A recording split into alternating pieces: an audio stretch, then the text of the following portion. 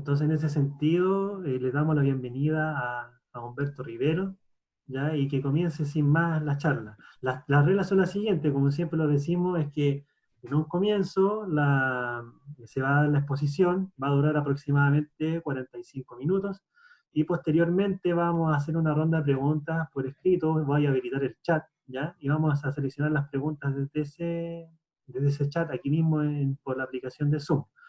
Así que sin más, Humberto, te dejo la palabra y que sea una excelente charla y muy nutritiva para todos nosotros. Bueno, muchas gracias, Juan. Agradecido con ustedes el haberme invitado a esta charla. Estoy corrigiendo unos cositos, unos detallitos acá que salieron, pero bueno.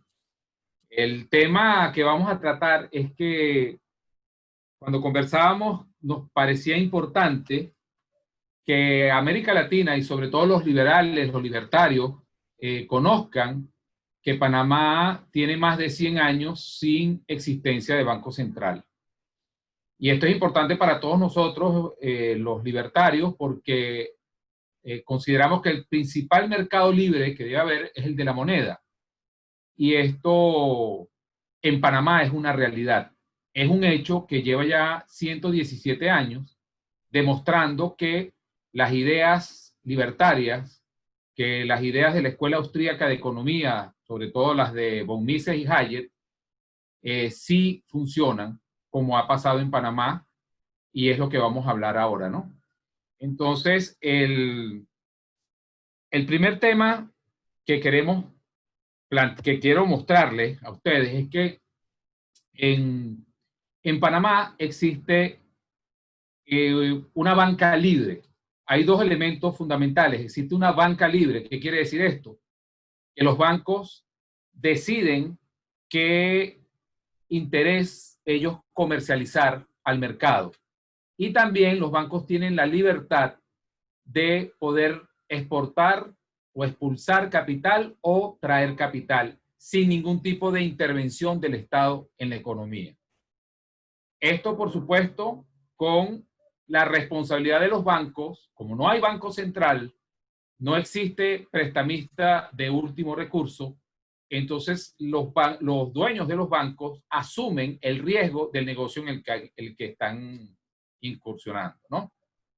Entonces, en Panamá, como dije, no hay banco central, no hay prestamista de último recurso, que quiere decir esto, que si un banco tiene problemas de liquidez, tiene que solicitar préstamos a otros bancos de manera privada, o sencillamente los dueños del banco asumen con su propio capital el responder ante esa falta de liquidez. El gobierno no tiene ningún tipo de injerencia allí. Es decir, en Panamá el sistema monetario es absolutamente privado, salvo las regulaciones de la superintendencia de bancos, pero que no tienen que ver con emisión de moneda, por supuesto. Entonces, lo más importante de este sistema en Panamá es que institucionalmente está protegido por el artículo 262 de la Constitución de la República de Panamá, que reza, como dice en la pantalla, en la presentación: no habrá en la República papel moneda de curso forzoso. Yo creo que eso es prácticamente el sueño o el deseo que tenemos todos los libertarios, que esto no solamente esté en la Constitución, sino que se lleve a la práctica. Este artículo ha estado en la Constitución de Panamá desde 1904, desde su primera Constitución, con diferentes números porque ha habido algunas modificaciones de la Constitución, pero este artículo en particular jamás se ha derogado, jamás se ha eliminado. Solamente un intento, lo vamos a ver ahorita más adelante, pero que fue efímero, de 3 meses, ¿no?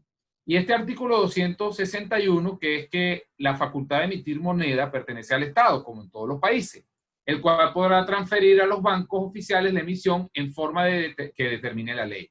Esto, de alguna manera, insinúa que el Estado puede darle licencia a los bancos para que emitan su propia moneda y compitan entre ellos con su propia moneda, cosa que psicológicamente no ha sido necesaria porque hasta ahora no ha ocurrido. Entonces, esta parte es muy importante. O sea, en Panamá no hay moneda de curso forzoso, lo que quiere decir es que todo el mundo puede hacer negocio en cualquier moneda que desee, en cualquier moneda. Como les dije, el único intento que hubo de establecer un banco central fue en el año 1941 de un presidente de corte fascista que derogó la Constitución y estableció pues un banco de emisión.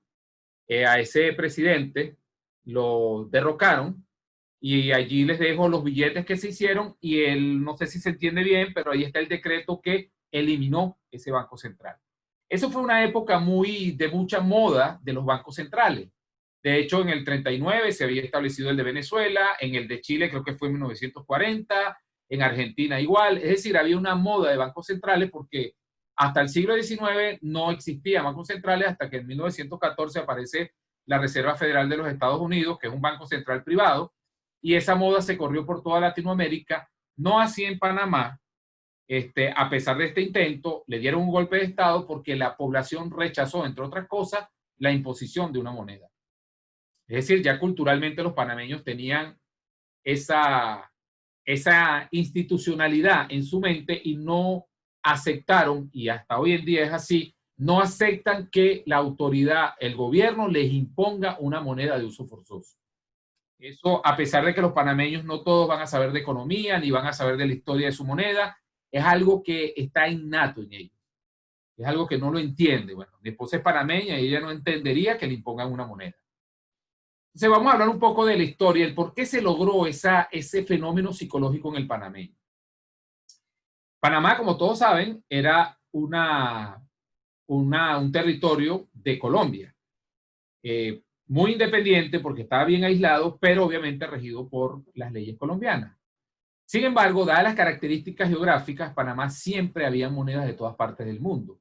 Desde pepitas de oro, monedas de oro, el dólar americano, que en ese momento lo hacían los bancos privados, los francos suizos, todas las monedas del mundo pasaban por acá, porque todo el comercio pasaba por el canal de Panamá. A pesar de que no existían las esclusas, que pasaban los barcos, sí estaba el tren y antes las carretas. Entonces siempre había esa cultura de manejo de distintas monedas. De hecho, el panameño tenía en su mente el tipo de cambio, vendía un producto y sabía cuánto era en francos, cuánto era en dólares y cuánto era en oro.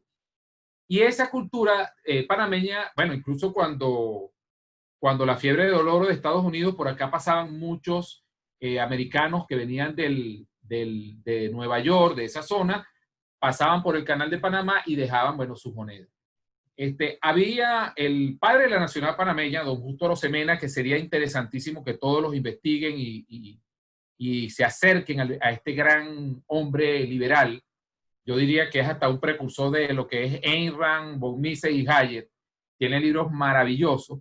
Él es un liberal, era un liberal panameño. Le propuso al gobierno colombiano establecer el libre uso monetario en Panamá y una moneda o una unidad de cuenta, no la llamaba el Balboa, pero él le había puesto el Colón, una unidad de cuenta que hubiese sido respaldada en oro. Incluso en su escrito Moneda en el Istmo, que lo escribió en 1894 para precisamente presentárselo al gobierno colombiano, que el gobierno colombiano no lo aceptó, él planteaba que, bueno, que no hacía falta que los bancos que operaban en Panamá tuviesen el oro en sus bóvedas. Simple y llanamente que el contrato garantizara esa equivalencia del el colón dorado respaldado en oro, pero que las monedas que circulaban del mundo se pudieran usar en Panamá y que se estableciera ese contrato, pues ese compromiso de que estaban respaldadas en oro. Incluso él planteaba de que si esto era así, la moneda panameña en el futuro podría ser la moneda del mundo, porque el oro del mundo podría estar asociado, atado, como lo ven allí, a la moneda panameña, a la unidad de cuenta panameña, y que cualquier otra moneda hiciera su equivalencia con ese valor en oro. En ese momento, luego, esa cultura, esa idea, 1894, cuando él escribe esto, obviamente Colombia no lo aceptó, pero pasaron 7, 8 años cuando ya Panamá se independiza y lo primero que hace los padres fundadores de este bello país fue establecer el libre uso monetario y que no haya moneda de curso forzoso. Como ustedes ven allí, establecen la paridad Balboa, un Balboa, que es la unidad de cuenta, no hay banco emisor ni nada, es simplemente una unidad de cuenta, equivale a una cantidad de oro y eso equivale a $1. Obviamente en ese momento no existía la Reserva Federal, el dólar estaba respaldado en oro y eso es lo que se podía comprar con $1, esa cantidad de oro. Eso continuó siendo así en Panamá y ahí les muestro el artículo 1171 del Código Fiscal de la Unidad Monetaria Panameña que dice que es el Balboa y que es una moneda respaldada en oro o el equivalente en $1. Eso está allí. De hecho, en 1971, cuando se elimina el patrón oro en Estados Unidos, queda prácticamente disuelto el acuerdo con Estados Unidos, porque obviamente había un acuerdo entre Panamá y Estados Unidos para usar la moneda como moneda, entre otras, porque obviamente es una moneda de otro país, pero no es que era una moneda de curso forzoso. No es que Panamá se regía por la Reserva Federal de los Estados Unidos y por las leyes de Estados Unidos. No, para nada. Nada de eso. Pero bueno, una vez que se rompe eso, se demuestra aún más que más allá del patrón oro, lo importante de este sistema es la libertad de uso monetario. Porque el panameño usa el Balboa no por fuerza, no por obligación, sino de facto por costumbre. Pero no es que está obligado a utilizarlo. En Panamá, tú puedes pagar en la moneda que sea, siempre que la otra persona te la acepte. Solo que la costumbre cultural es que la gente usa el dólar, aunque los panameños no le dicen dólar, sino que le llaman Balboa. Entonces es algo bien interesante, porque esto implica que al no haber moneda de curso forzoso, el panameño, miren cómo se protege. O sea, yo quería explicar un poco cómo era el sistema monetario panameño, porque esta es la parte más importante de lo que estamos conversando, porque es lo que garantiza que en este país en 113 años no haya inflación, no haya habido inflación ni crisis financiera, como lo van a ver en unos cuadros estadísticos que voy a mostrar allí. Entonces, fíjense, el sistema monetario panameño consta de, institucionalmente, la Constitución, que establece que no hay moneda de curso forzoso, el Balboa, con el Código Fiscal, que establece que el Balboa está respaldado en oro y en una equivalencia en $1. Un Balboa es $1 o 0.98 miligramos de oro. Y aparte de eso, un sistema bancario que tiene tres tipos de licencia: la licencia general, una licencia internacional y una licencia de representación. Las dos primeras es que los bancos, básicamente, o un banco nacional, puede operar en el territorio panameño o en el territorio extranjero, es decir, a nivel de sus transacciones, sin ningún tipo de restricción. Es decir, el Estado no puede prohibirle a ningún banco sacar o introducir dólares o cualquier otro tipo de moneda en el país. Eso está prohibido por la Constitución y prohibido por las leyes. Obviamente que los bancos, la ley bancaria sí le exige a los bancos que ellos, a pesar de que ellos pueden sacar o meter dólares cuando en las cantidades que ellos consideren, también ellos tienen la libertad de decidir el tipo de interés. Es decir, aquí no hay un decreto que te diga y que te obligue a una tasa de interés X para tal préstamo, no, nada de eso. Ellos compiten y si usted va a un banco y ese banco no le gusta ese interés que le está dando, puede ir a otro y quizá lo consigue con un interés muchísimo menor. Eso en cuanto a tasas activas y tasas pasivas. Ahora, ¿por qué esto es importante? Porque mucha gente se pregunta, bueno, pero ¿qué pasa si un banco trae demasiado dinero o Estados Unidos llega y decide y le dice a alguno de los bancos que operan en Estados Unidos que manden a sus sucursales, una que tenga licencia internacional, que manden un montón de dólares a Panamá para expulsar los dólares de Estados Unidos y llevarlos a Panamá? Eso generaría inflación. Bueno, eso no es así, porque los bancos, al Estado no poder obligar a los panameños a usar el dinero que está circulando por ley, y al Estado no poder obligar a los bancos a prestar el dinero a X tasa de interés, al Estado no poder y no estar facultado para restringir la salida de capitales, esos tres elementos hacen que los bancos, cuando llega un exceso de liquidez, hacen una evaluación, una tasa de descuento o una tasa interna de retorno y evalúan si prestar el dinero en Panamá a una tasa, por ejemplo, bajo la tasa de interés al 2%, me es más rentable que prestarla en otro país. Esas evaluaciones de riesgo y evaluaciones de la tasa interna de retorno, los bancos la hacen continuamente. Y cuando la rentabilidad es mayor afuera, el exceso de liquidez que hay en Panamá sale inmediatamente afuera, sobre todo por el sistema financiero que no tiene ningún tipo de restricción, es decir, transferencias internacionales inmediatas, y el equilibrio vuelve.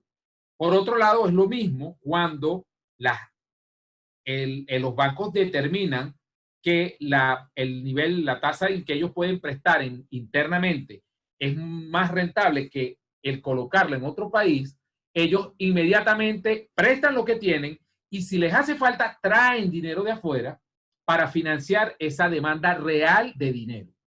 ¿Por qué? Porque, reitero, no hay la intervención del Estado.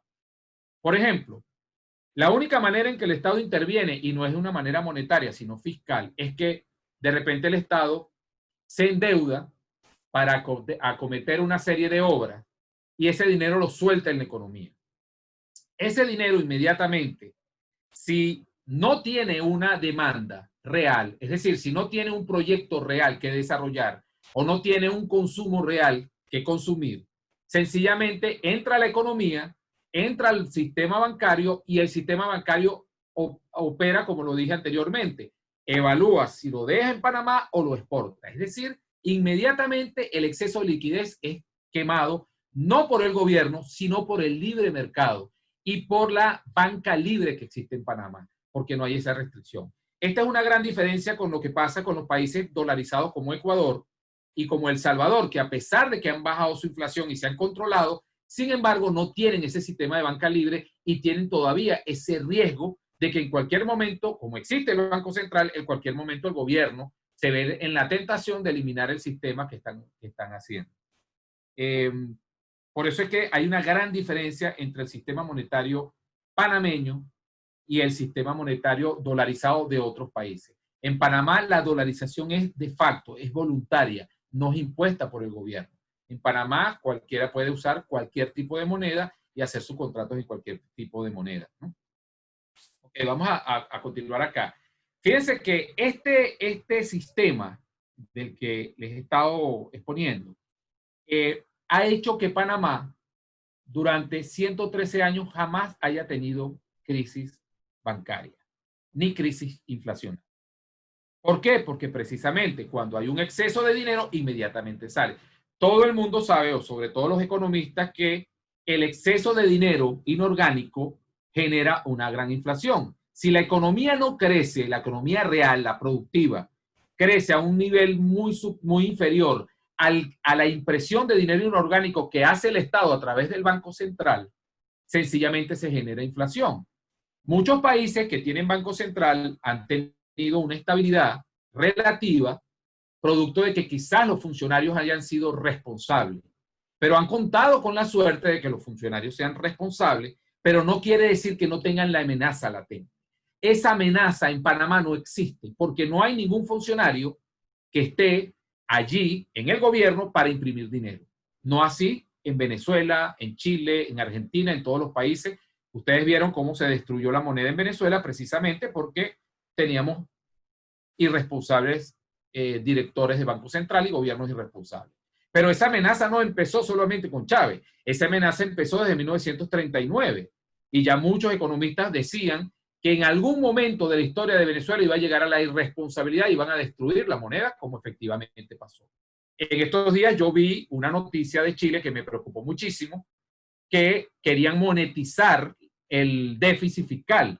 Eso es imprimiendo dinero inorgánico. A pesar de que Chile tiene una institucionalidad de que eso no puede ser, allí está la amenaza porque ya existe el monstruo que se llama Banco Central. Eso no pasa en Panamá y no puede pasar porque para que pase tendrían que derogar la Constitución, decirle a los panameños que van a imponerle una moneda y eso para que ocurra, mira, cuesta muchísimo. Ha habido la tentación, ha habido los ataques de parte de la OCDE, de Joseph Stiglitz, que vino una vez acá a proponer que hicieran un banco central, Y ha habido un ataque hasta del Fondo Monetario Internacional. Los Panama Papers fue una conspiración contra Panamá, precisamente porque si el mundo entero se entera que el sistema financiero panameño es el más estable del mundo a lo largo de la historia y ha demostrado, sencillamente muchos de los países van a tener unas consecuencias terribles en cuanto a que la gente va a empezar a protestar y a preguntarse por qué no hay un sistema de banca libre, ¿no?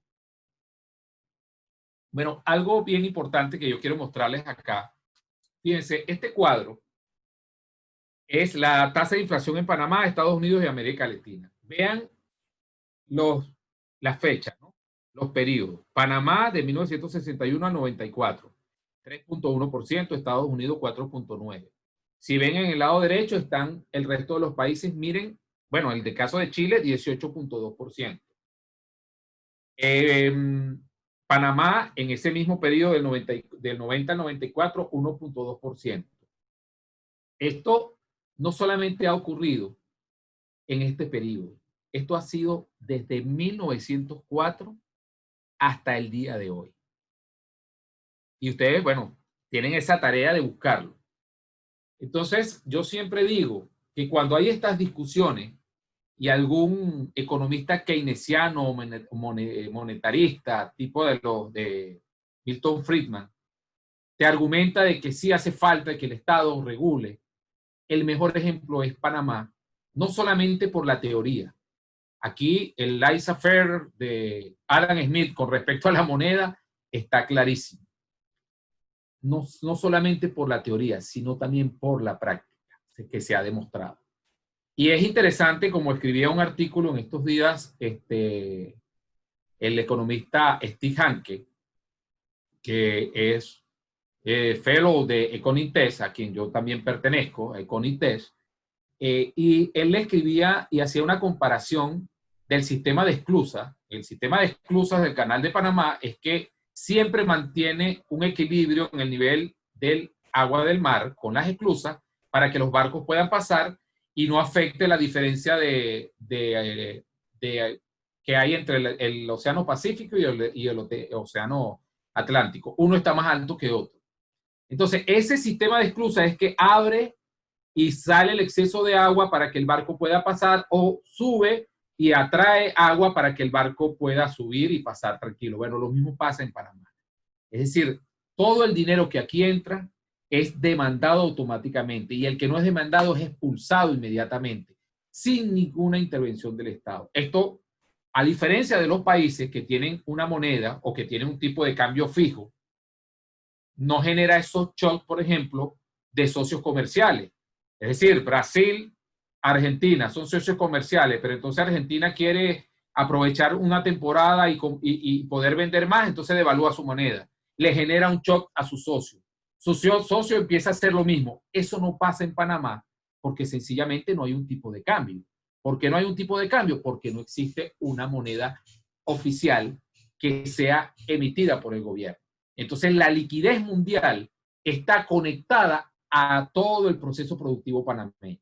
Otra de las cosas favorables con respecto a esto es que los agentes económicos pueden planificar muy bien sus proyectos porque ya saben que no tienen el riesgo de la inflación. Y al no tener el riesgo de la inflación, pueden hacer proyecciones y pueden hacer inversiones sin ningún tipo de problema. Otra de las cosas maravillosas de este sistema es que los bancos no solamente tienen que pensar en colocar su cartera en Panamá, sino que pueden hacer préstamos en el exterior, haciendo transferencias internacionales. Es decir, es un sistema de libertad desde todo punto de vista. Protegido institucionalmente, con una unidad de cuenta para que transmita todo el flujo de una economía de mercado de bienes y servicios y con una regulación bancaria transparente, precisamente para que pueda fluir todo este tipo de economía en esas 3 licencias que ustedes vieron allí. Ahora les voy a mostrar el otro cuadro. Fíjense, esto es del 2013 al 2018. Vean la variación porcentual del índice de precio al consumidor. Estas son las cifras oficiales de Panamá. Y ahora les voy a decir algo. Están bajísimas, como ustedes lo ven allí, ¿no? La pérdida del poder adquisitivo, miren, casi nada. Y estos son índices macroeconómicos. de lo que le gusta mucho a los economistas keynesianos y no a nosotros economistas libertarios, como a los economistas de Econintech, que hacen análisis macroeconómicos, econométricos, pero sabemos que la economía real no es una estadística. Entonces, acá en Panamá pasa un fenómeno fantástico con respecto a esto, que es el mercado puntual, local, el que determina la variación de precios de un mismo producto. Por ejemplo, en Panamá usted puede conseguir el mismo producto a un menor precio en un sector que en otro sector. Y eso lo determina el poder adquisitivo de las personas que habitan en esos sectores, en el mismo territorio. Y es algo que se equilibra de manera automática. Ya no es en la moneda, ya no es el Estado, sino el libre mercado puntual que hay en este tipo de economía. ¿Por qué? Gracias a esa libertad de uso monetario que tienen los panameños. Es decir, prácticamente acá el dólar, más allá de ser un billete de papel, el dólar es usado de manera libre, como antes usaban la sal, como antes usaban el tabaco, o como se usaba el oro, o como se usa el oro como moneda.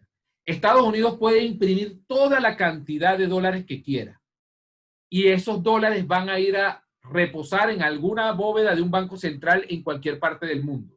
Y eso viene por allí, por cierto. Ese es un tema interesante también. Menos en Panamá, porque aquí no hay una bóveda de un banco central, y los bancos privados, al no haber prestamista de último recurso, y al tener que asumir ellos los riesgos, sencillamente por una cuestión de expectativa racional, no van a dejar aquí, en este territorio, un dinero que no les van a sacar una rentabilidad. Y si lo dejan es porque hay una demanda real para hacerlo. Tenemos aquí en Panamá muchos ataques desde el punto de vista fiscal, pero desde el punto de vista monetario creo que este es el paraíso para todos los libertarios, y es por eso que consideramos que todos debemos entender este sistema, proponernos en nuestras propuestas políticas, proponerlo y difundirle a toda Latinoamérica, por lo menos, de que sí existe un país en nuestro territorio que ha demostrado que las teorías de la escuela austríaca y que la libertad de uso monetario traen muy buenas consecuencias, como es el caso de Panamá. Hemos sufrido de cualquier cosa, pero menos de inflación. Y como todos sabemos, el dinero no es más que el traductor de la productividad del trabajo.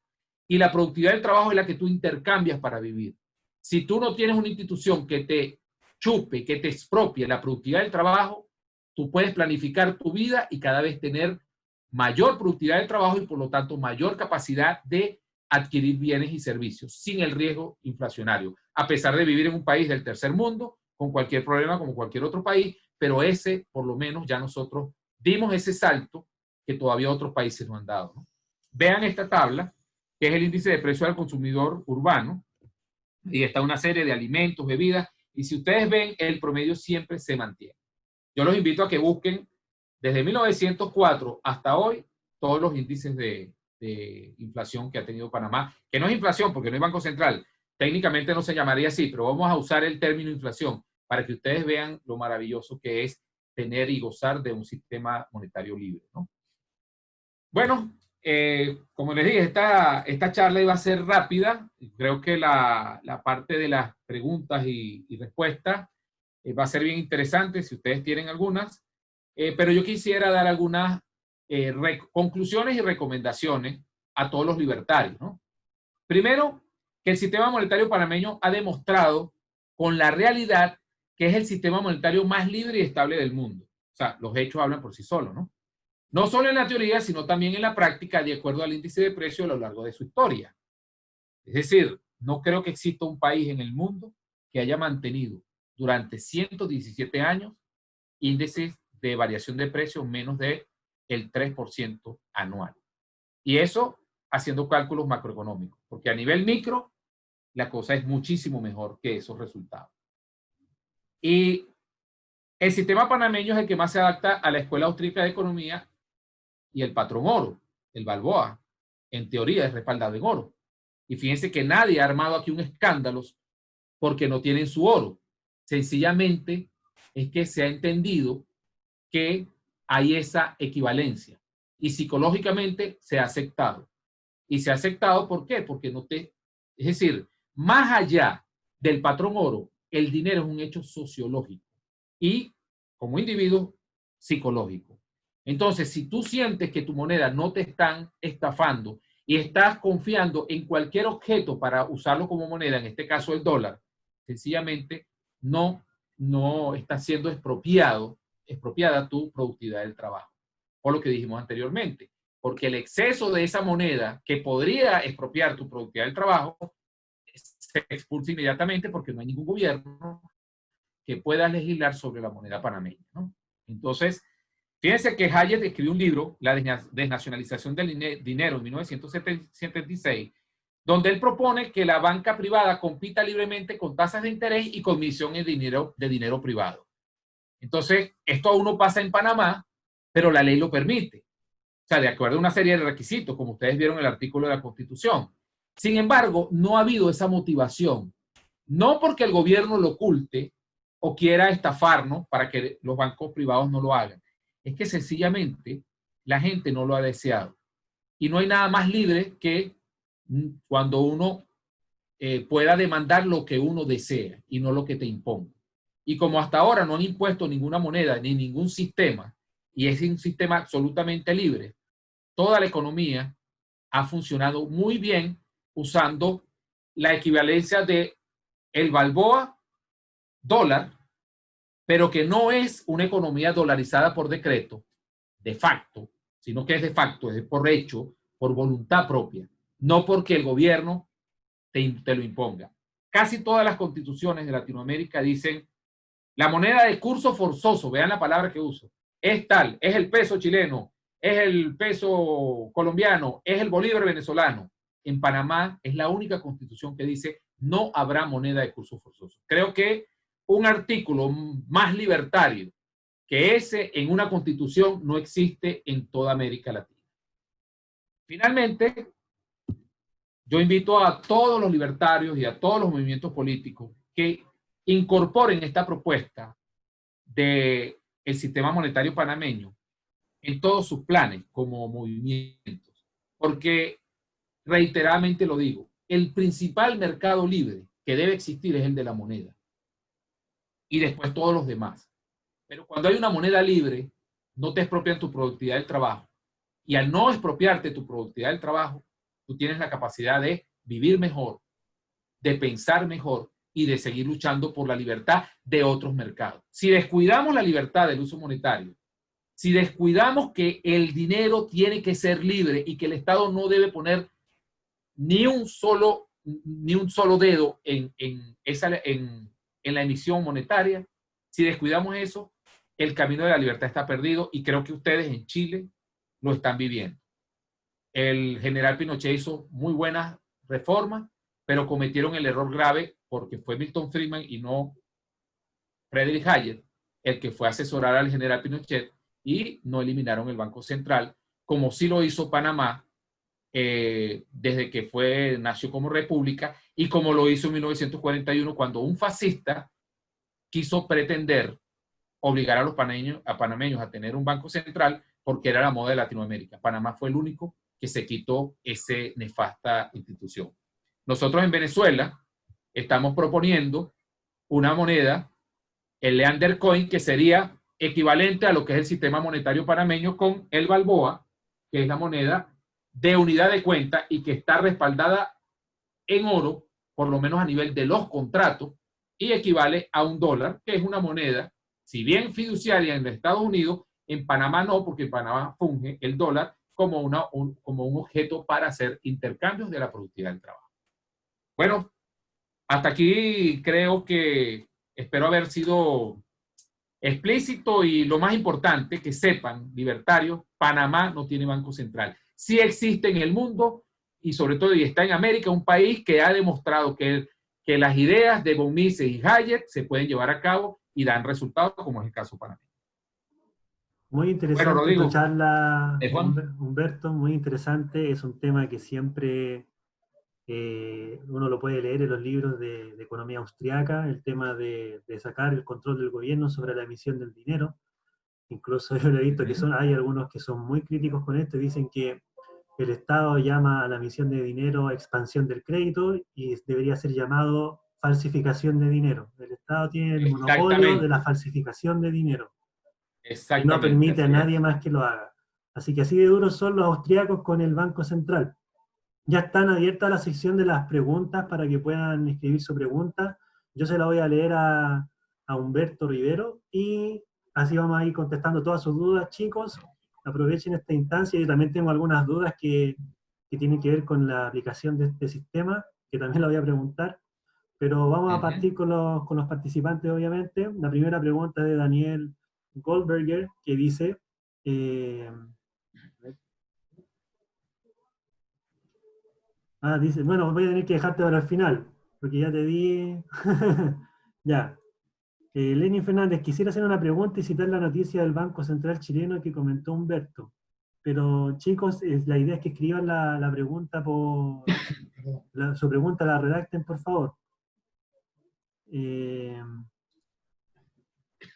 Lenin Fernández dice, asimismo indicó que los temores respecto al posible financiamiento fiscal implicaría corrupción de los consejeros, lo cual descartó recalcando que la autonomía del Banco Central le garantía, no, a ir muy largo, ya vamos a tener que, por esta vez, que ya que somos poquitos, vamos a tener que abrir el micrófono, ¿ya? Así que voy a respetar el orden y voy a empezar a dar el audio a unas 5 o unas 6 personas, ¿ya?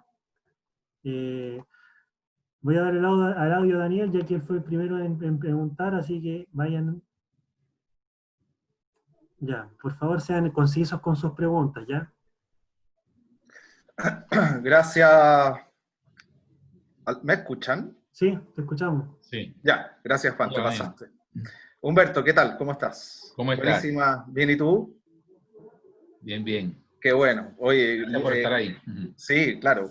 Excelente charla, buenísima, muy interesante y una explicación muy sencilla, muy fácil de entender para uno que no es economista. Pero la pregunta que te tengo, Humberto, es la siguiente. Me llama la atención, a ver si es que existe alguna especie como de explicación, que en el índice de libertad económica del año 2020 de la Heritage Foundation, Panamá aparece en el número 55 y catalogado en la categoría de medianamente libre. Entonces lo que me llama la atención en el caso de Panamá es que tengan en la Constitución algo declarado que es tan libertario con el tema del Banco Central y el uso de una moneda forzosa, pero que saquen una puntuación, dado ese contexto que es tan libertario, que saquen una puntuación o al menos más baja de lo que uno podría esperar, dado lo que tú nos estás contando.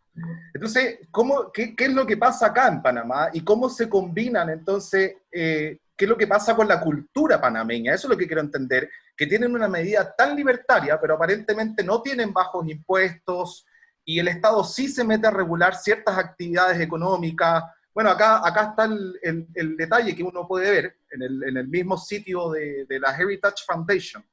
Por ejemplo, en libertad comercial perdieron puntaje con respecto al año pasado. En libertad laboral, que tiene que ver con todas las normas de leyes laborales, también perdieron libertad. En salud fiscal perdieron libertad. Entonces, ¿qué es lo que pasa en Panamá? O explícame, porfa, ¿cómo es que se conjuga todo esto? ¿Por qué pasa esto? No sé si me explico en la Sí, pregunta, Humberto, ¿no? está bien interesante lo que estás diciendo Me porque, cuesta formularla, esa es la cuestión. bueno, esto precisamente en Econintech nos lo preguntamos todos los días. Porque, ¿qué ocurre? Definitivamente el ataque de los socialistas también ocurre en Panamá. Ah, Y cada día hay más leyes. Por ejemplo, Panamá no tenía impresora fiscal. No sabes si saben lo que es una impresora fiscal. no tengo Todas idea. las empresas están obligadas a tener una impresora en la cual se registra la data de tu facturación y el gobierno puede venir a verificar que tú declaraste el impuesto al valor agregado correcto que registraste en esa factura. Eso no existía acá. Un presidente mercantilista corrupto, Ricardo Martinelli, se dejó asesorar por venezolanos y trajeron esa impresora fiscal.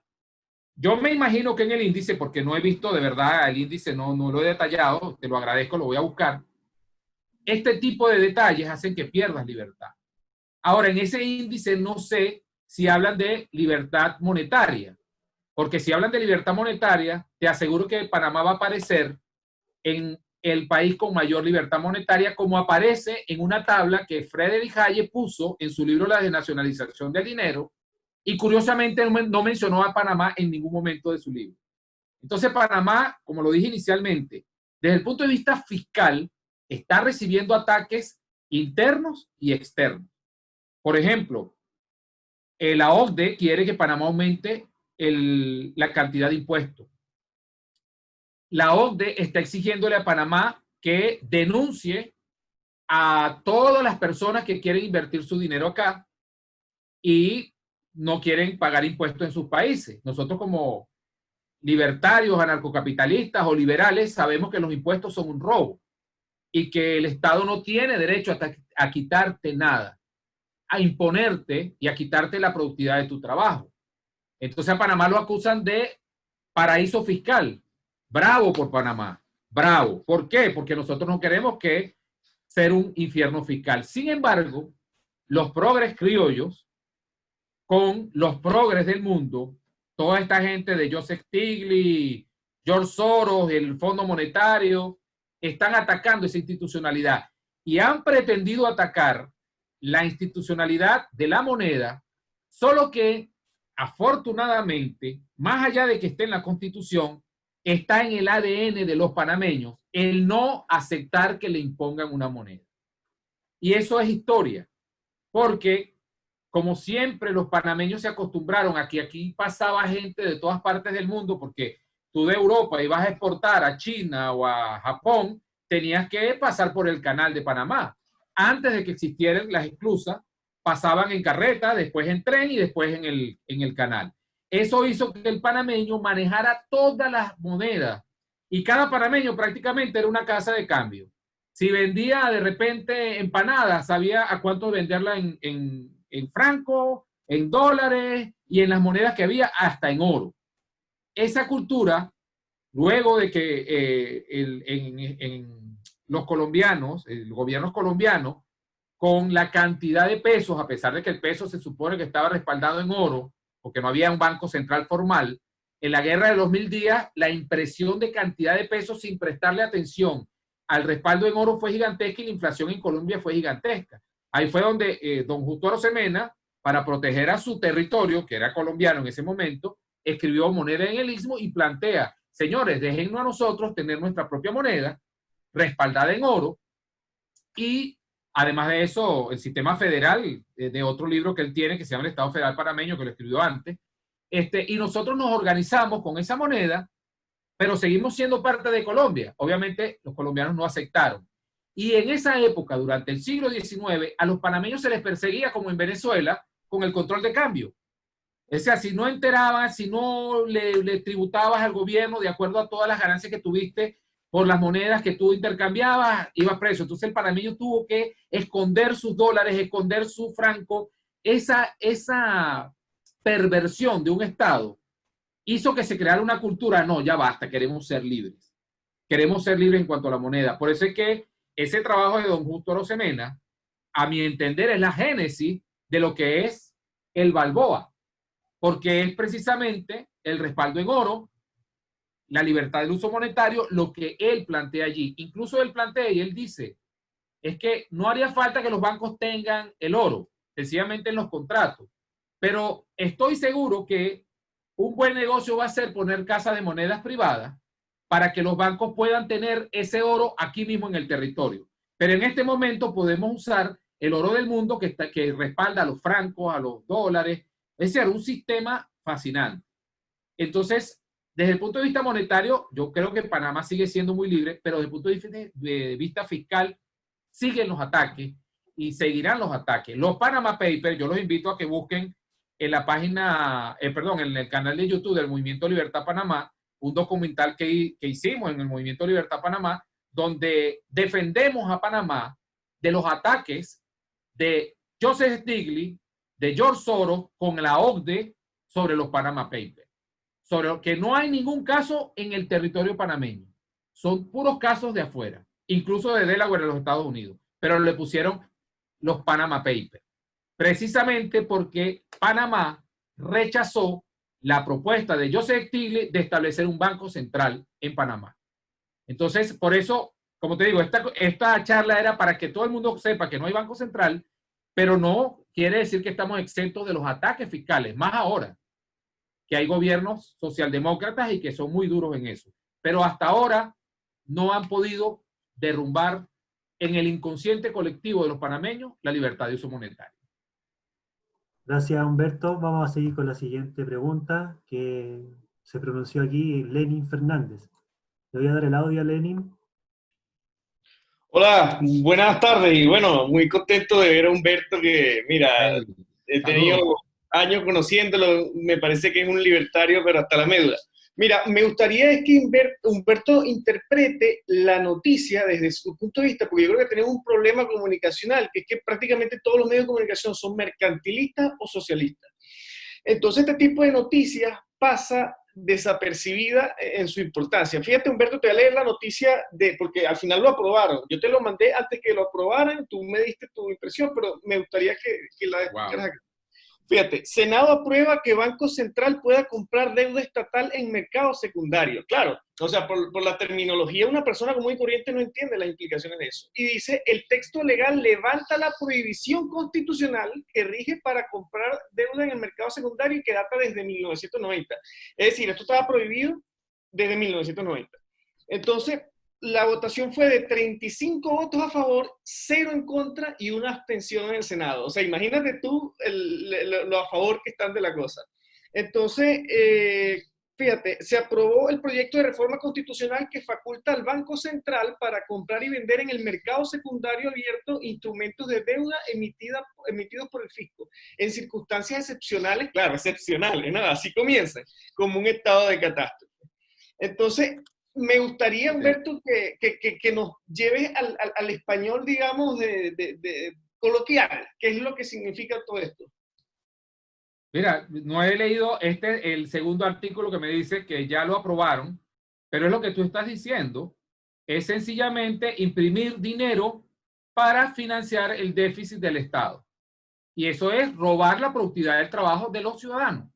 Es decir, si yo antes con un peso chileno podía comprar una empanada, ya dentro de un mes voy a poder comprar media empanada. ¿Eso qué significa? Que te están robando tu productividad del trabajo. ¿Y quién se la está quedando? Tanto el gobierno como la banca privada a través de lo que es el encaje legal, que ustedes saben que es una manera de robar legalmente, permitiéndole a los bancos privados hacer asientos contables, aumentando su capital, y que a la hora de que falte recursos sale el Banco Central a entregárselos para que no haya falta de liquidez. Ahí, en lo que me estás diciendo, está clarito que eso es lo que van a hacer. Y eso es lo que te digo, que es lo peligroso de que exista un Banco Central, porque en Venezuela desde 1939 hasta el día de hoy, durante un tiempo fueron responsables, pero el monstruo estaba allí, dormido. Y mira lo que pasó, se destruyó. En cambio, en Panamá ese monstruo, como jamás existió, jamás pudo destruir la economía panameña, como ha destruido todos los países de América Latina. Han pasado crisis inflacionarias, todito. El único que se había salvado era Venezuela y Panamá, y hasta ahora es Panamá el único que no la ha tenido, pero precisamente porque no existe. Ahora, fíjate lo terrible que lamentablemente no fue Hayek y fue Milton Friedman el que asesoró al general Pinochet. Lo terrible es que dejó abierta esa posibilidad. Y al dejarla abierta, sencillamente, si no trabajamos para que Chile elimine el Banco Central, lo puede destruir, no sé si mañana, pero dentro de 30, 40, 50 años, y nosotros tenemos que pensar los países y la libertad para la eternidad, no solamente por un periodo. Entonces, eso es lo terrible de la existencia de un Banco Central.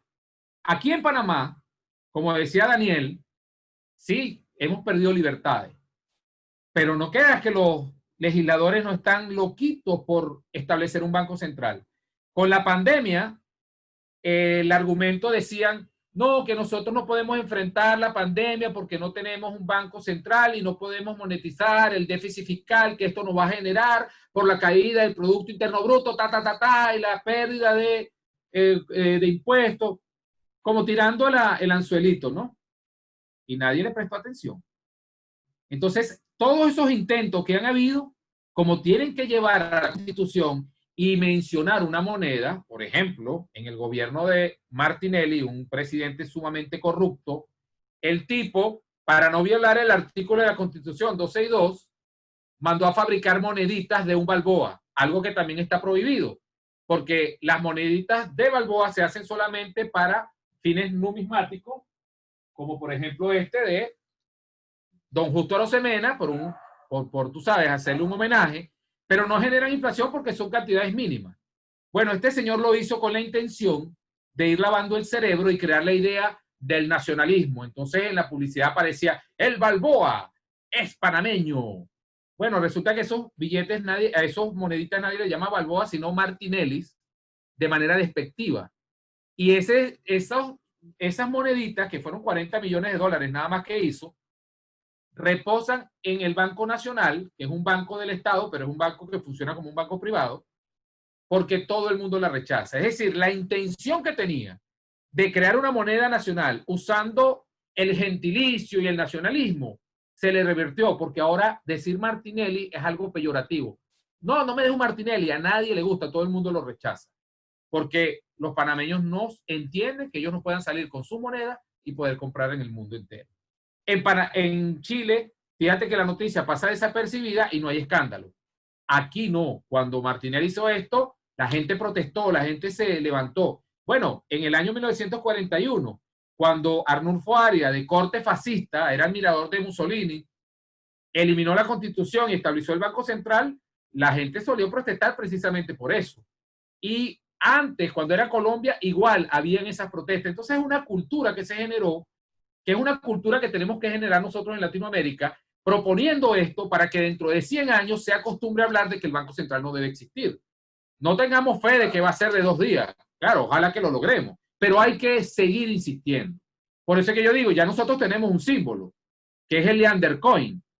¿Y por qué le pusimos Leander Coin? Bueno, porque da la casualidad que la relación Balboa-oro-dólar es muy similar a lo que es la criptomoneda Bitcoin, porque tiene muchas características. Yo de hecho digo, don Justo Arosemena, en vez de usar computadores, el blockchain en computadoras, fue los cerebros de los panameños como las computadoras y le creó ese algoritmo de saber de que la moneda tiene que ser libre y de que la moneda no puede perder poder adquisitivo y que si hay una variación de precio es producto de una caída de la demanda de un bien puntual y entonces sube el precio, pero no por vía de monetaria, de emisión monetaria inorgánica, ¿no? Muy peligroso, defiendan, salgan a la calle, protesten, no permitan que ese artículo suba, de verdad. Y si hace falta que lo ayudemos de alguna manera, aquí estamos. De seguro vamos a pedir tu ayuda porque aquí nadie se escandaló, en verdad. Oye, vamos a seguir con ahora la pregunta de Benjamín Díaz, que también quería preguntar, así que le vamos a sacar el silencio. Benjamín, un gusto. Hola Humberto, Hola. buenas noches ya aquí en Chile. Fue muy buena tu charla, de hecho. La llevaste al español coloquial y fue muy buena, entendí todo. Gracias, qué bueno. Tengo 2 preguntas que son más de suposición que de la charla en sí. Una es, ¿qué pasaría en el corto mediano plazo para la ciudadanía, para el ciudadano promedio, si en Chile o en Argentina o en cualquier país de Latinoamérica eliminamos el Banco Central? Y la otra pregunta es, ¿por qué es mejor un sistema como el panameño y no como el chileno, que tiene un banco central autónomo y que durante los últimos 30 años ha mantenido la inflación en 3% anual promedio, lo ha mantenido muy bien? Bueno, fíjate que quizás en el corto plazo tú has visto un buen manejo, pero Chile ha sufrido hiperinflación en el pasado, precisamente porque existe el Banco Central. El asunto es que cuando tú dices, o sea, cuando los progres del mundo, no tú, ¿no? Por supuesto, se plantean la existencia de un banco central, ellos están asumiendo que ellos están en capacidad de determinar cuánto es el poder de compra que es tu productividad del trabajo. Para eso usan la macroeconomía y entonces pretenden colectivizar lo que es individual. Es decir, mis valoraciones subjetivas de bienes, servicios, de cualquier tipo de bien y servicio, incluyendo la moneda, es algo íntimo entre mi persona y con quien voy a intercambiar.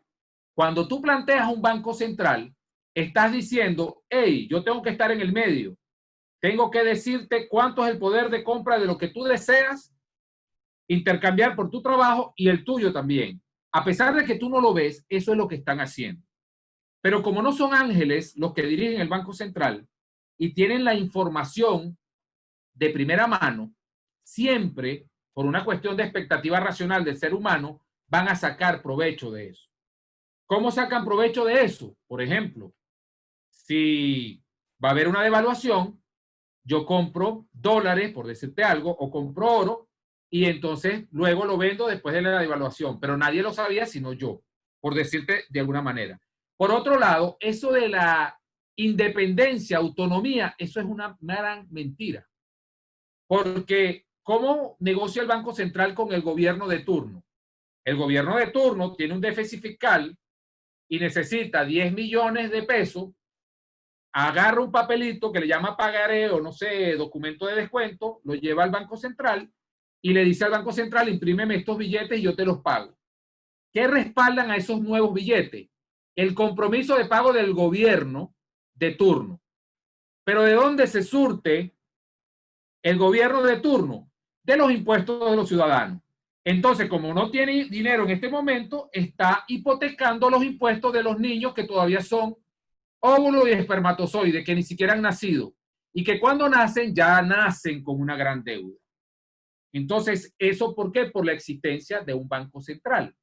Puede que sean muy responsables ahorita, pero ya aparecieron los primeros mostricos. Fíjate lo que dijo Lenin anteriormente.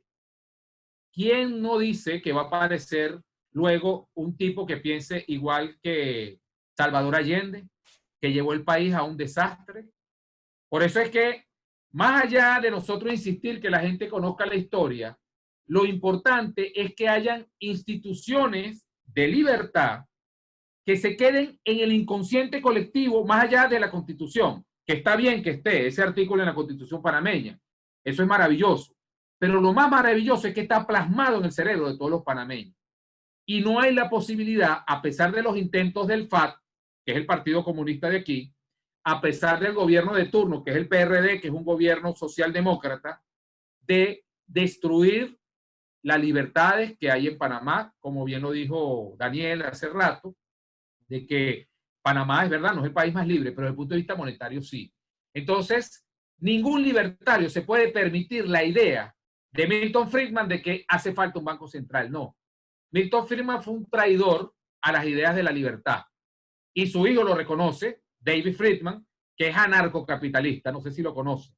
Y precisamente, el principal mercado que debe ser libre es el monetario. Si la pregunta que tú hacías, si Chile elimina el Banco Central de repente, también tiene que establecer el libre uso monetario y la banca libre, como en Panamá. ¿Para qué? Para que los flujos de dinero entren para satisfacer la demanda de bienes y servicios y que se hagan intercambio con la moneda que decida las personas. Pero si solamente elimina el Banco Central, pero no establece una banca libre que esté conectada con el resto del mundo, sencillamente va a generar desequilibrios, como ya pasó en una oportunidad en Chile. Ya pasó en una oportunidad. Entonces, no solo se trata de establecer de eliminar el Banco Central, sino institucionalizar la libertad de uso monetario y obviamente la libertad de la banca libre. Es decir, una banca que no pueda emitir dinero sin respaldo y una banca que no esté pretendiendo financiarse a la hora de una escasez de liquidez con el Banco Central. ¿Qué es lo que pretende con esa ley que está diciendo Lenin? No sé si Muchas respondí. gracias, Humberto. Vamos a seguir con la siguiente pregunta que la tiene aquí anotada Valentino Flores. Valentino, ya te saqué silencio.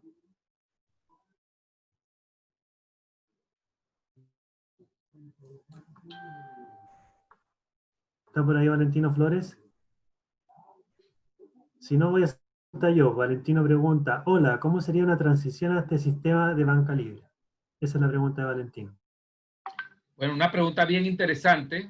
De verdad que no creo que la pueda explicar o decir porque de hecho es un trabajo que hay que ir haciendo, pero básicamente es hacerlo todo, es decir, libre uso monetario institucionalizado en la Constitución, libertad de flujo de capitales, es decir, que los bancos puedan traer dinero o dejar o llevarse el dinero de acuerdo a sus decisiones y su responsabilidad, por supuesto.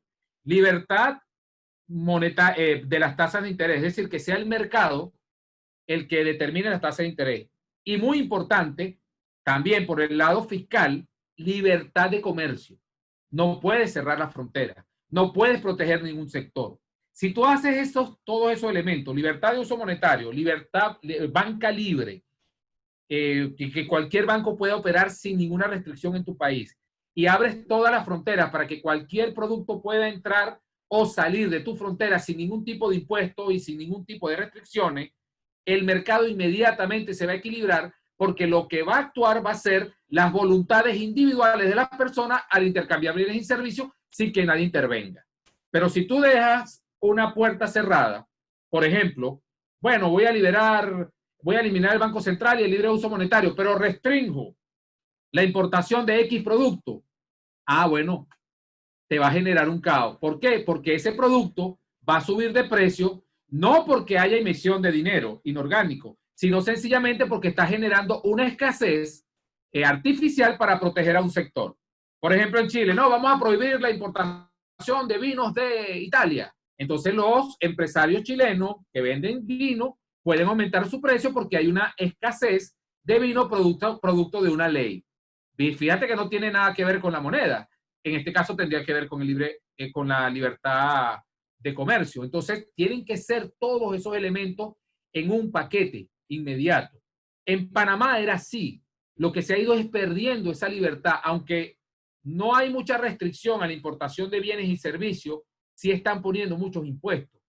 Y eso es lo que ha ido destruyendo la libertad que tenía Panamá desde sus inicios hasta ahora, pero no así la monetaria, y que ha hecho que este país no se muera de hambre, que no haya miseria. Y la miseria es coyuntural por otras razones, no porque no te alcance el dinero cuando tú trabajas. Aquí tú puedes hacer cualquier cosa y te ganas la vida y sabes que lo que tú ganas te va a comprar igual de lo que compraste la semana anterior. Es más, una anécdota. Mi hermana tiene un restaurancito que le dicen Fondacá. En el 2017 ella compraba el pollo más caro que ahora. ¿Qué pasó allí? Sencillamente que la industria del pollo se hizo más eficiente y obviamente hay más competencia y tuvieron que bajar los precios, pero no por decreto ni nada. Entonces, el libre mercado, la libertad de uso monetaria y la banca libre tienen que ir de la mano para que una eliminación del Banco Central surta efecto de inmediato. Pero si dejas una de esas puertas cerradas, créeme que va a ser un fracaso.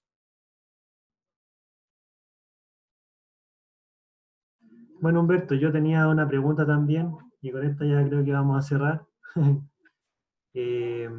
Cierto que necesitamos nosotros el tema del crecimiento económico para poder satisfacer nuestras necesidades. El crecimiento económico es algo primordial, pero ¿cómo podríamos crecer si no hay más capital, por decirlo así, impreso en términos de dinero por el Banco Central? Yo creo que, por ejemplo, si decidimos que el oro es nuestro patrón de riqueza, el oro tiene una cantidad finita en la tierra.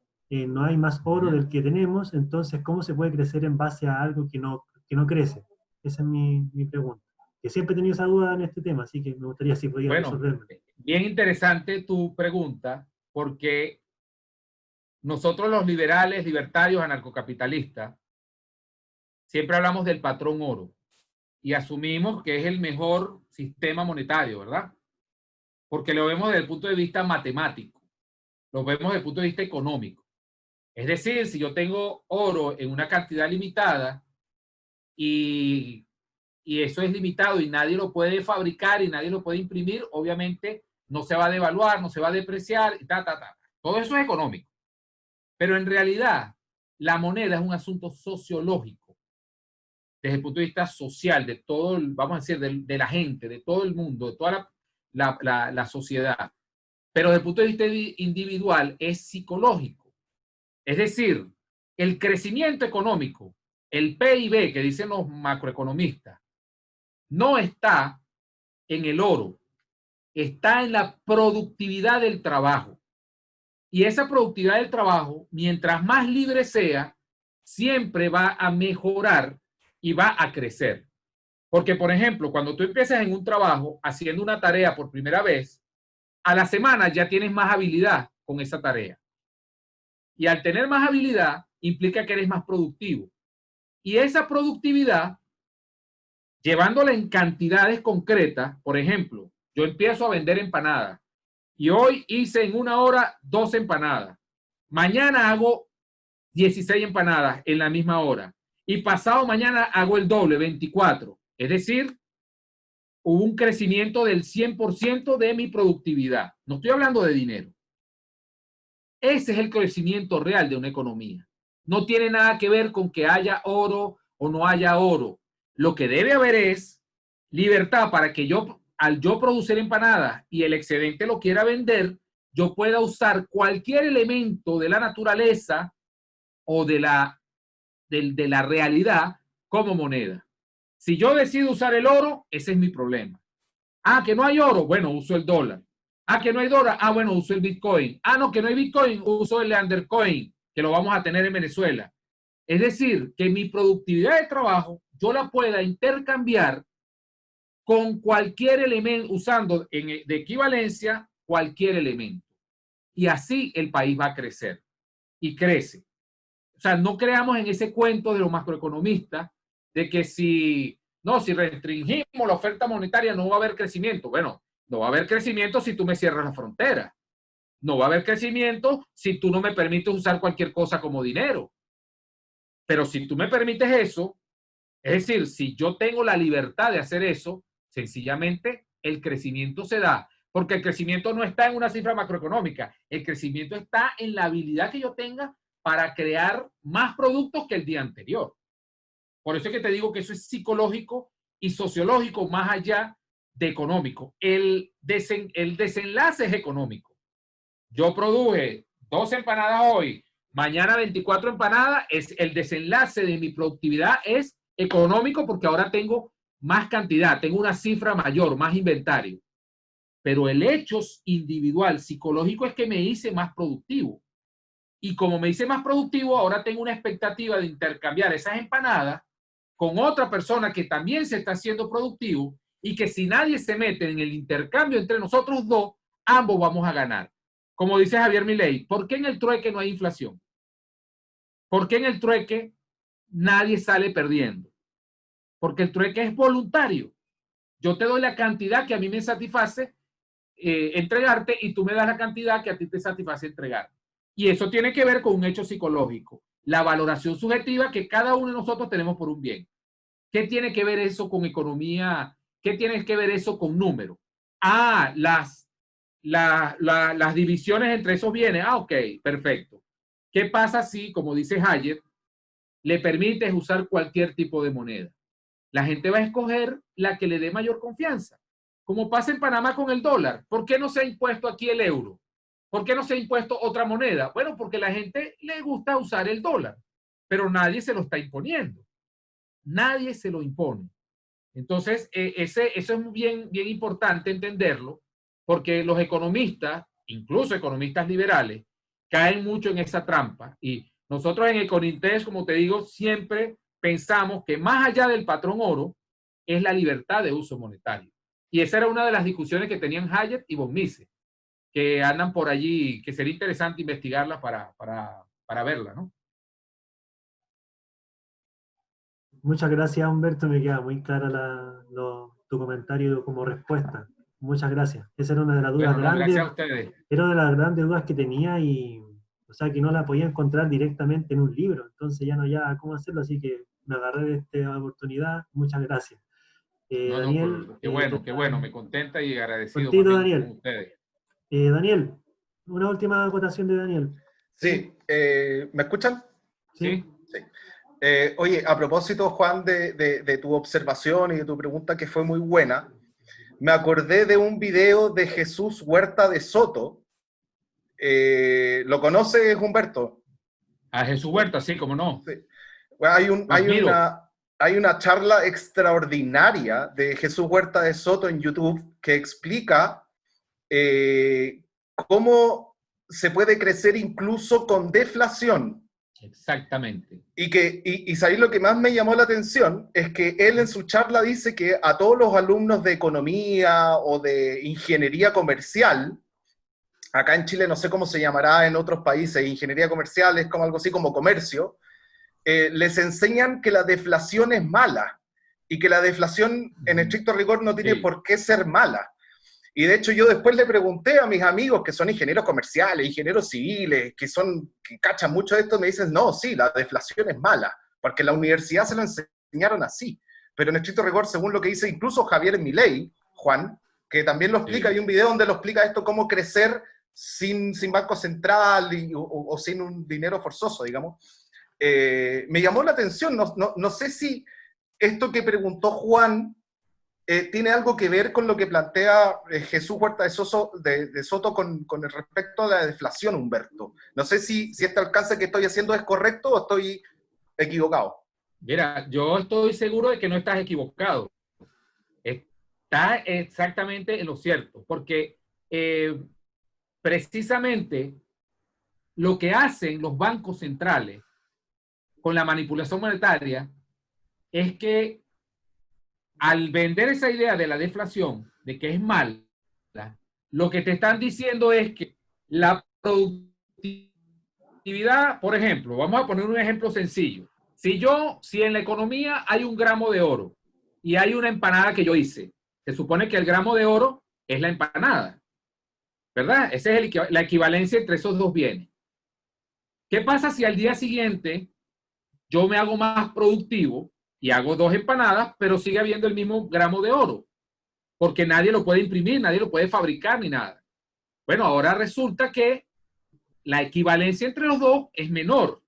Eso es, la productividad del trabajo ahora me da mayor poder adquisitivo si tú haces agregados económicos a nivel de toda la economía. O sea, este ejemplo individual, si tú lo multiplicas.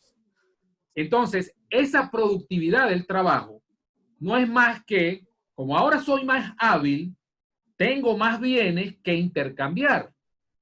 Y eso es desde que empezó la historia humana y es lo que nosotros vemos, edificios, maquinarias, todo el avance tecnológico no es más que la productividad del trabajo en crecimiento.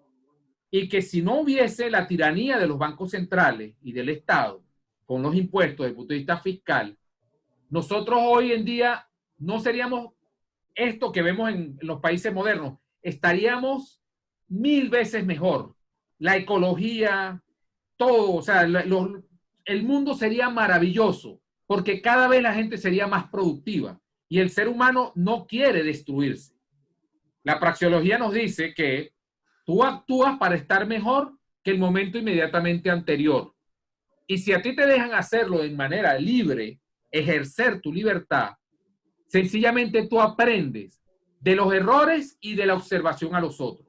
Pero si te encajonan en la escuela, en la universidad, como dice Daniel, en estas carreras, de que te dicen que la deflación es mala, ya inmediatamente tú estás aceptando que cuando haya una productividad adicional de una empanada, yo le voy a permitir al Estado fabricar un oro falso para que la equivalencia de 1 gramo de oro y una empanada se mantenga y no haya deflación. ¿Qué estás permitiéndole allí? Porque se lo explica matemáticamente. Pero entonces ahí le están lavando el cerebro a los alumnos y metiéndoles el marxismo metiéndole, robándolo haciéndoles entender de que su productividad del trabajo no les pertenece, sino que le pertenece al Estado a través del Banco Central. Y es terrible, o a través de los impuestos, para mantener el equilibrio. Y es terrible porque la productividad del trabajo es tuya. Es decir, si yo me gano el equivalente a 10 botellas de vino en un mes, y al mes siguiente trabajo tanto que el salario, como estoy en Panamá y no hay inflación, y soy más productivo, y ya ahora lo mismo que estoy haciendo, ahora compro 15 botellas, esas 5 botellas son adicionales, son mías. Yo puedo hacer con ellas lo que me dé la gana. Me tomo 10 y las otras 5 las cambio por otra persona. Pero lo que te están diciendo, cuando la deflación es mala, es que ese derecho que tú tienes sobre esas 5 botellas adicionales por tu productividad del trabajo no te pertenecen. Le pertenecen a la sociedad. Y por lo tanto el Estado tiene que imprimir dinero para que esas botellas se diluyan entre todos y nos mantengamos en el mismo equilibrio. No, me estás robando mi propiedad para repartírsela a otros, que generalmente no es al colectivo. Porque si fuese así, tú dices, bueno, sí me robaron, pero por lo menos le quedó a todo el mundo. No, pero se la quedan ellos, los parásitos del Estado. Eso es verdad, oye. Muy cierto lo que dice Humberto, este robo legalizado a gran escala no da para más. Ojalá que llegue el día en que no nos merezcamos tener ningún gobierno. Eso es como mi sueño. Y bueno, ya para dar fin a la charla, bueno, quedan poquitas personas, pero los que estamos, por favor, si pueden activar sus cámaras para poder retratar este momento y que quede para la historia en nuestra página de Instagram, donde subimos. Así que activen las cámaras los que puedan, los que quieran, obviamente. Y a la cuenta de 3 voy a tomar una pequeña captura de pantalla, ¿ya? Así que ahí estamos todos. A la cuenta de 3, 1, 2, 3. Chao. Gracias por la invitación. Chao, chao.